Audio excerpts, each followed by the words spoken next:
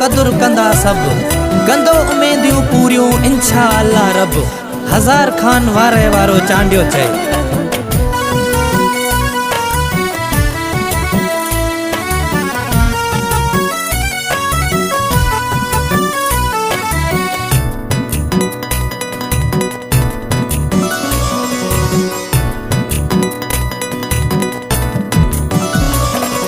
करे टोकूं अॼु जेके खिलंदा उहे ई उथी मूंसां मिलंदा करे टोकूं अॼु जेके खिलंदा उहे ई उथी मूंसां मिलंदा ईअं रब कंदो ईंदो वक़्तु को से साॻियाई पोयों थी हलंदा करे टोकूं अॼु जेके खिलंदा उहे ई उथी मूंसां मिलंदा करे टोकूं अॼु जेके खिलंदा उहे ई उथी मूंसां मिलंदा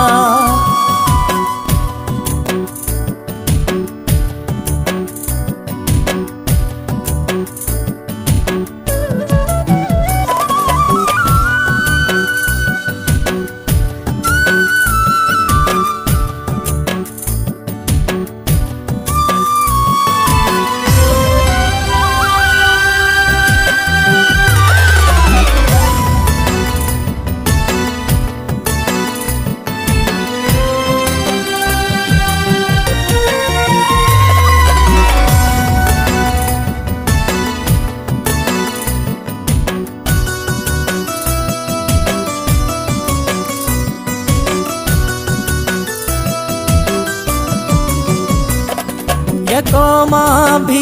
ये न हूंदुमि हिक ॾींहुं खुलंदो सितारा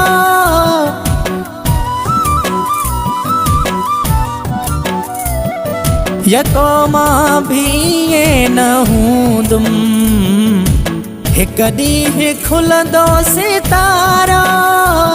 थी अरमान सभु वेंदा पूरा ईंदो नेठ मुंहिंजो बीमारो और बते रखियो कंदो न ॾुखियो जलण वारा ॾिसजांइ जलंदा करे टोकूं अॼु जेके खिलंदा उहे ई उथी मूंसां मिलंदा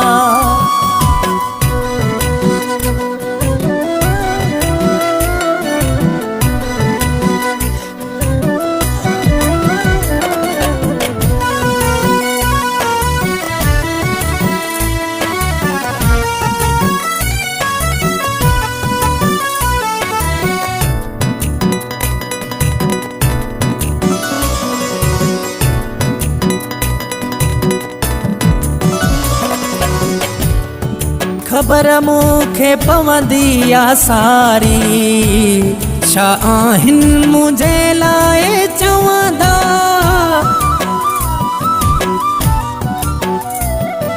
ख़बर मूंखे पवंदी आ सारी छा आहिनि मुंहिंजे लाइ चवंदा इहे ॾुख न विसरण जहिड़ा आहिनि मूंखे यादि सभु माण्हू रहंदा कयो आ सबुर नहा बेख़बर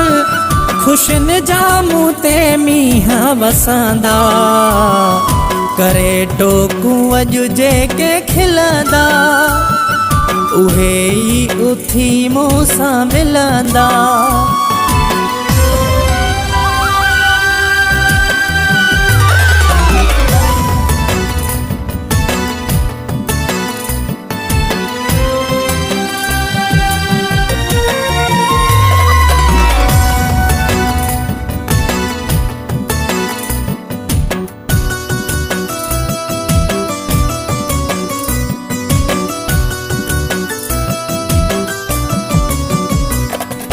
नथो अॼु सुञाणे असांखे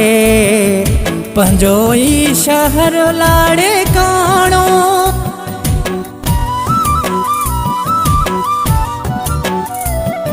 नथो अॼु सुञाणे असांखे पंहिंजो ई शहर लाड़े काणो सही ज़ुल्म हर हिक जमा बि आहियां थी पियो हाणे साणो जेके दुख ॾिठा इरफान भुटा सिरता सभई सूर लहंदा करे टोकू अॼु जेके खिलंदा उहे ई उथी मूं सां मिलंदा ईअं रब कंदो ईंदो वक़्तु को से साॻिया ई पोयों थी हलंदा करे टोकू अॼु जेके खिलंदा